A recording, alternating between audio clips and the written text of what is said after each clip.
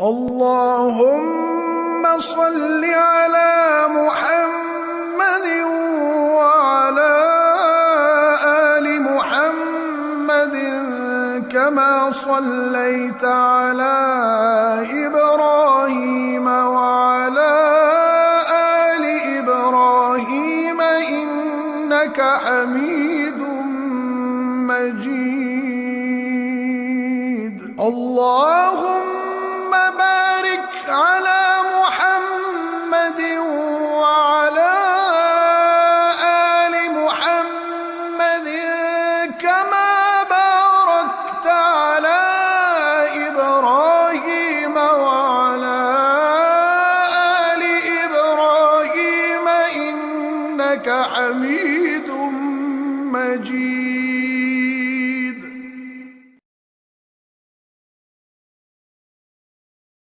السلام علیکم ساتھیوں، میں قرۃ العین خالد گلوئنگ تھاٹس میں ایک بار پھر آپ کے ساتھ.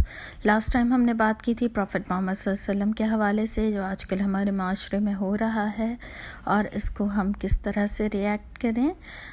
آج ہم اسی کو ایک طرح سے کنٹینیو کر رہے ہیں، رائٹس آف پروفٹ محمد صلی اللہ علیہ وسلم اینڈ ہاؤ ٹو فالو، کہ نبی صلی اللہ علیہ وسلم کے حقوق کیا ہیں اور ان کی اطاعت کیسے کی جائے. شروع کرتے ہیں. اعوذ باللہ من الشیطان الرجیم، بسم اللہ الرحمن الرحیم.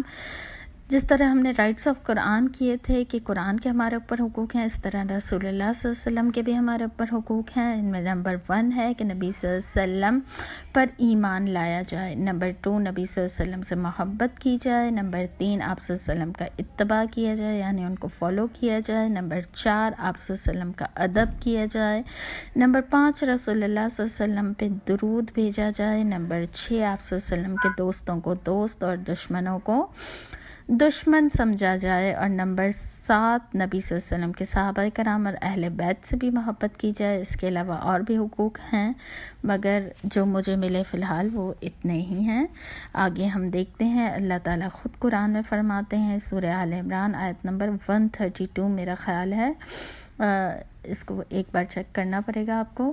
وَأَطِیعُوا اللَّهَ وَالرَّسُولَ لَعَلَّکُمْ تُرْحَمُونَ. اللہ کی اطاعت کرو اور اس کے رسول کی، تاکہ تم پر رحم کیا جائے.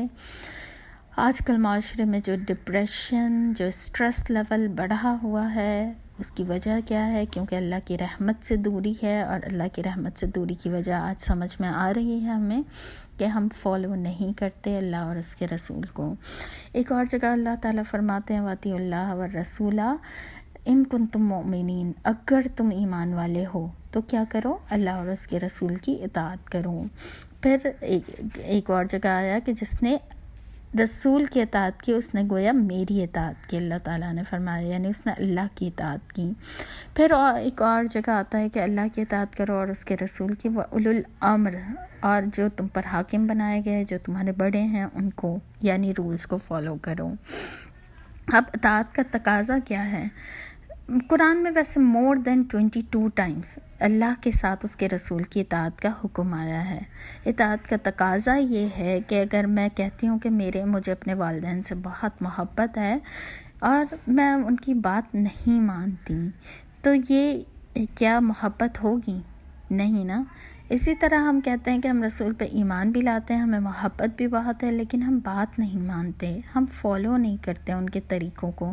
تو کیا یہ اطاعت ہے؟ نہیں، یہ محبت نہیں ہے، یہ پھر محبت کا ڈرامہ ہے، ڈکوسلا ہے. سب سے زیادہ اطاعت آپ صلی اللہ علیہ وسلم کی صحابہ کرام نے کی. جیسے ہی حکم آتا تھا وہ فوراً اس کو امپلیمنٹ کرتے تھے. حالانکہ وہ دور ایسا تھا کہ قرآن اپلیکیبل نہیں تھا اس معاشرے میں بھی، جیسے آج ہم کہتے ہیں کہ آج کے معاشرے میں اپلیکیبل نہیں ہے، تو اس معاشرے میں بھی نہیں تھا. شراب عام تھی. ہم نے دیکھا کہ اگر آپ احادیث پڑھیں تو صحابہ کرام کچھ کے ہاتھوں میں جام تھے. ابو طلحہ کی حدیث ہمیں ملتی ہے کہ ہمارے ہاتھوں میں جام تھے اور حکم آ گیا کہ شراب حرام ہے. تو اسی وقت سارے صحابہ کرام، 2-3 صحابہ کرام تھے، ان سب نے اسی وقت وہ جام الٹ دیے تھے. جو ہاتھ میں تھا اس کو بھی نہیں پیا کہ ایٹ لیسٹ یہ تو ہم پی لیں. آج کل ایک فرقہ ہے جو کہتا ہے کہ رسول کی اطاعت ضروری نہیں، صرف قرآن کو فالو کریں. تو اللہ کو کیا ضرورت تھی رسول کو بھیجنے کی؟ اگر صرف قرآن کو ہی فالو کرنا تھا تو اللہ تعالیٰ پھر صرف قرآن ہی بھیج دیتے ایک بک فارم میں۔ اللہ کے پاس کوئی اسباب کی کمی تھوڑی نہ ہے، کسی بھی ذریعے سے اللہ تعالیٰ بک بھیج دیتے۔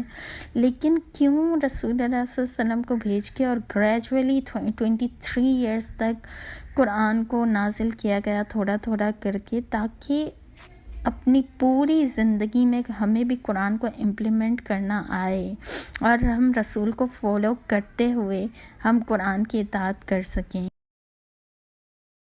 ایک دفعہ کچھ صحابہ کرام حضرت عائشہ رضی اللہ تعالیٰ عنہا کے پاس آئے اور ان سے آپ صلی اللہ علیہ وسلم کے معاملات یا ان کی روٹین کے بارے میں جیسے پوچھا، تو حضرت عائشہ نے فرمایا، کیا تم نے قرآن نہیں پڑھا؟ رسول اللہ کی زندگی پورا قرآن ہے، یعنی آپ صلی اللہ علیہ وسلم چلتا پھرتا قرآن ہے، وہ قرآن پہ اس حد تک عمل کرتے ہیں۔ لیکن ان صحابہ کرام نے اس بات کو وہ سمجھا کہ وہ تو رسول ہیں اور رسول تو خطاؤں سے پاک ہوتے ہیں، معصوم ہوتے ہیں، ہم گناہ گار ہیں، ہم انسان ہیں، تو ہمارے لیے تو یہ عمل بہت کم ہے جو آپ صلی اللہ علیہ وسلم کی اتباع ہم کریں، تو یہ تو بہت کم ہے، ہمیں رسول سے بڑھ کے عمل کرنا چاہیے۔ یعنی انہوں نے اس طرح سے سوچا۔ اس میں سے ایک شخص نے کہا کہ میں پوری زندگی روزے رکھوں گا، اور دوسرے نے کہا میں پوری زندگی رات میں نہ سوؤں گا اور عبادت کروں گا، تیسرے نے کہا میں پوری زندگی نکاح نہیں کروں گا اور عبادت کروں گا تاکہ ذمہ داریاں جیسے کم ہوں، اور وہ چلے گئے۔ جب آپ صلی اللہ علیہ وسلم آئے اور حضرت عائشہ نے ان کو یہ پورا قصہ سنایا تو آپ صلی اللہ علیہ وسلم ممبر پہ جا کے خطبہ دیا لوگوں کو جمع کر کے کہ یہ لوگوں کو کیا ہو گیا ہے کہ وہ میری لائی ہوئی تعلیمات سے انکار کر رہے ہیں، یعنی مجھ سے بڑھ کے عمل کرنے کی کوشش کر رہے ہیں، حالانکہ میں روزہ بھی رکھتا ہوں اور چھوڑتا بھی ہوں، میں عبادت بھی کرتا ہوں اور سوتا بھی ہوں، میں نے نکاح بھی کیے ہیں، تو جس نے میری سنت سے انکار کیا وہ مجھ میں سے نہیں، یعنی مجھ سے بڑھ کے جو ہے وہ عمل نہ کرو۔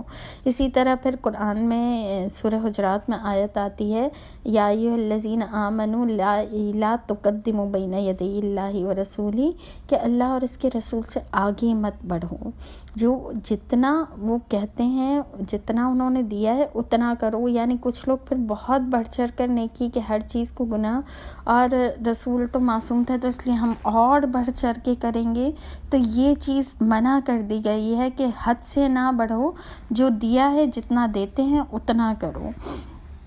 پر ایک دفعہ حضرت عبداللہ بن مسعود کچھ خواتین کو درس دے رہے تھے تو انہوں نے فرمایا کہ لعنت ہے ان عورتوں پہ جو نقلی بال لگاتی ہیں، لعنت ہے ان عورتوں پہ جو جسم گودتی یا گدواتی ہیں، یعنی ٹیٹو بنوانا۔ پھر انہوں نے کہا لعنت ہے ان خواتین پہ کہ جو بھووں کے بال ترشواتی ہیں، اور اس کے بعد چوتھی چیز لعنت ان عورتوں پہ ہے جو اپنے دانتوں میں سوراخ کرواتی ہیں۔ اس زمانے میں کوئی رواج تھا کہ دانتوں کے بیچ میں اسپیس کرواتی تھیں عورتیں۔ تو ایک عورت جو تھی وہ گھر گئی اور اگلی بار جب وہ درس میں آئیں، جیسے شاید ہفتہ وار کلاس ہوگی کیا، تو انہوں نے عبداللہ بن مسعود سے کہا کہ آپ نے پچھلی بار یہ کہا تھا، میں نے تو پورا قرآن پڑھ لیا اور مجھے یہ چیز کہیں نہیں ملی۔ تو عبداللہ بن مسعود نے کہا کہ آپ نے وہ آیت نہیں پڑھی کہ جو رسول تم کو دیں وہ لے لو اور جس چیز سے تمہیں روکیں اس سے رک جاؤ۔ تو اس خاتون نے کہا کہ جی بالکل پڑھی ہے۔ تو آپ سے عبداللہ بن مسعود نے کہا کہ ہاں، تو وہ رسول صلی اللہ علیہ وسلم سے میں نے یہی سنا ہے، اور میں انہی کی بات کو کوٹ کر رہا تھا۔ تو اس عورت نے کہا کہ میں نے تو سنا ہے کہ آپ کی بیوی اس طرح کرتی ہے، بھووں کے بال ترشواتی ہے یا کچھ۔ تو عبداللہ بن مسعود نے کہا اگر وہ ایسا کرتی ہوتی تو وہ میرے ساتھ نہ رہتی ہوتی۔ تو صحابہ کرام کا یہ عالم تھا کہ جو رسول کریں اس کو لے لو، اور نیکی میں حد سے نہیں بڑھنا، یعنی اطاعت میں یہ نہیں کرنا کہ ان سے بڑھ چڑھ کے اعمال کریں، کیونکہ وہ بھی ضائع ہو جاتے ہیں اگر ہم بڑھا چڑھا کے کریں گے۔ کرسچنز کے ساتھ کیا ہوا، انہوں نے اتنی محبت کی عیسیٰ علیہ السلام سے کہ نعوذ باللہ ان کو خدا کا بیٹا بنا ڈالا، کہا ہی نہیں ان کو ہم نبی کہیں گے، اللہ کا بندہ کہیں گے تو یہ تو ان کی انسلٹ ہوگی، تو وہ تو خدا کا بالکل بیٹا ہے اور خدا کا نور ہے اور یہ سب چیزیں۔ تو اتنا ہم نہ بڑھ جائیں کہ ہم بھی نعوذ باللہ کوئی اللہ کے ساتھ شریک کر دیں نبی کو۔ اور اس کے بعد ہم صحابہ کرام کے اور کچھ واقعات دیکھتے ہیں۔ ایک دفعہ ایک ایک نوجوان مسجد میں آیا تو اس کے ہاتھ میں سونے کی انگوٹھی تھی، اور سونے کے بارے میں نبی صلی اللہ علیہ وسلم کی حدیث ہے کہ سونا اور ریشم میری امت کے مردوں پر حرام ہے۔ تو اس کو شاید نہیں پتہ ہوگا، وہ اچانک کہیں اور جگہ سے ملنے آیا ہوگا، تو اس نبی صلی اللہ علیہ وسلم نے اس کے ہاتھ سے سونے کی انگوٹھی نکال کے پھینک دی، یعنی ایک چیز یہ بتانا کہ یہ کس حد تک جو ہے وہ مرد کے لیے ایک حرام ہے، وہ بتانے کی کوشش کی۔ تو آپ صلی اللہ علیہ وسلم نے پھر پھینک کے اور یہ کہا کہ کیا تم میں سے کوئی شخص یہ چاہتا ہے کہ اس کے ہاتھ میں آگ کا انگارہ ہو، یعنی اتنی وہ چیز نقصان دہ ہے۔ اور آپ صلی اللہ علیہ وسلم جب چلے گئے تو کچھ صحابی نے اس نوجوان سے کہا کہ یہ انگوٹھی تم لے لو، تمہارے لیے حرام ہے، لیکن اس سے تمہارے گھر کی کسی عورت کو دے دینا، بیوی ماں۔ اس شخص نے کہا نہیں، جس چیز کو رسول اللہ صلی اللہ علیہ وسلم نے پھینک دیا اتار کے، اس کو میں دوبارہ نہیں اٹھا سکتا، اور اس نے بغیر اٹھائے وہ چلے گئے۔ اسی طرح اور بھی ہمیں بہت سارے واقعات ملتے ہیں صحابہ کرام کے کہ جن نے رسول اللہ صلی اللہ علیہ وسلم کو دیکھا کہ ان کا گریبان کا بٹن کھلا ہوا ہے تو وہ بٹن کھلا رکھتے تھے، یعنی اس حد تک وہ محبت ہم دیکھتے ہیں نا، ہم کسی سیلیبریٹیز، کسی ہیرو سے ہمارے بچے محبت کرتے ہیں تو وہ پھر ان کی طرح لگنا چاہتے ہیں، ان کی طرح کے ہیئر سٹائل بناتے ہیں۔ ہم نے کیسے دیکھا ہے فینس کو اس طرح سیلیبریٹیز کی محبت میں، تو آپ دیکھیں رسول اللہ صلی اللہ علیہ وسلم سے محبت کا صحابہ کرام کا کیا عالم تھا۔ پھر ایک شخص آپ صلی اللہ علیہ وسلم کے پاس آیا اور اس نے کہا کہ میں آپ سے بہت محبت کرتا ہوں اور میں گھر جاتا ہوں تو بے چین رہتا ہوں، اور مجھے یہ ہوتا ہے کہ میں آپ کو آ کر دوبارہ دیکھ لوں، اور جب تک میں آپ کو دوبارہ آ کر دیکھ نہیں لیتا مجھے سکون نہیں آتا۔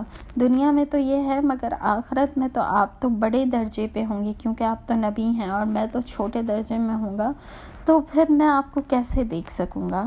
تو آپ صلی اللہ علیہ وسلم نے پھر اس کے اوپر آیت قرآن کی نازل ہوئی کہ انسان جس سے محبت کرتا ہے اسی کے ساتھ اٹھایا جائے گا انبیاء، شہداء، صدیقین اور صالحین میں سے۔ اور نبی صلی اللہ علیہ وسلم نے فرمایا المرء مع من احب، انسان اسی کے ساتھ ہوگا جس سے وہ محبت کرے گا۔ تو ہم دیکھ لیں کہ ہماری محبتوں کے معیار کیا ہیں، ہم کیسی محبت کرتے ہیں، ہم کن سے محبت کرتے ہیں، اور محبت کرتے ہیں تو کیا صرف محبت کے دعوے ہیں، یا ہم جو ہے وہ عمل بھی کرتے ہیں، ہم اطاعت بھی کرتے ہیں، اور جس چیز سے ہمیں روکا جائے ہم اس سے رک بھی جاتے ہیں، باز بھی آ جاتے ہیں۔ کیا یہ سب چیزیں ہیں؟ اچھا، آخر میں یہ صحیح بخاری کی حدیث ہے کہ نبی صلی اللہ علیہ وسلم نے فرمایا کہ ہر امتی جنت میں جائے گا سوائے اس کے کہ جس نے انکار کیا۔ صحابہ کرام نے پوچھا کہ وہ کون ہے جس نے انکار کیا؟ تو آپ صلی اللہ علیہ وسلم نے فرمایا ومن اتانی فدخل الجنہ، جس نے میری اطاعت کی تو وہ جنت میں جائے گا، ومن عصانی، اور جس نے میری نافرمانی کی فقد ابا، تو اس نے انکار کیا، یعنی نافرمانی کرنے والا، اطاعت نہ کرنے والا انکاری ہے۔ اور سورہ آل عمران آیت نمبر 131 میں آتا ہے کہ قل ان کنتم تحبون اللہ، کہہ دیجئے کہ اگر تم اللہ سے محبت کرتے ہو۔ وہ معاشرہ ایسا تھا کہ اس میں تو یہودی، مشرکین مکہ، کرسچنز جو عیسائی تھے، سب ہی کہتے تھے کہ ہم اللہ سے محبت کرتے ہیں۔ تو اسٹینڈرڈ کیا رکھا کہ ان کنتم تحبون اللہ، اگر تم اللہ سے محبت کرتے ہو تو کیا کرو؟ فاتبعونی، میری اطاعت کرو، یعنی رسول کی اطاعت کرنا لازم ہو گیا ہے اگر تم اللہ سے محبت کرتے ہو تو۔ اس کا فائدہ کیا ہوگا؟ یحببکم اللہ، اللہ تم سے محبت کرے گا اور وہ تمہارے گناہ کو بخش دے گا۔ تو امید کرتی ہوں کہ بہت سی چیزیں سمجھ آئی ہوں گی۔ ہر ٹاپک جو ہوتا ہے وہ ہمارا بہت واسٹ ہوتا ہے، اس کو بہت چند منٹوں میں کنکلیوڈ کرنا اتنا آسان نہیں ہوتا، مگر بس بات اتنی ہوتی ہے کہ بات اگر تھوڑی سی بھی سمجھ میں آ جائے تو ہمارا مقصد پورا ہو جاتا ہے۔ آخر دعوانا الحمدللہ رب العالمین، سبحانک اللہم و بحمدک، نشہد ان لا الہ الا انت، نستغفرک و نتوب الیک۔ السلام علیکم و رحمۃ اللہ۔ پسند آئے تو لائک، سبسکرائب اینڈ شیئر کیجیے گا۔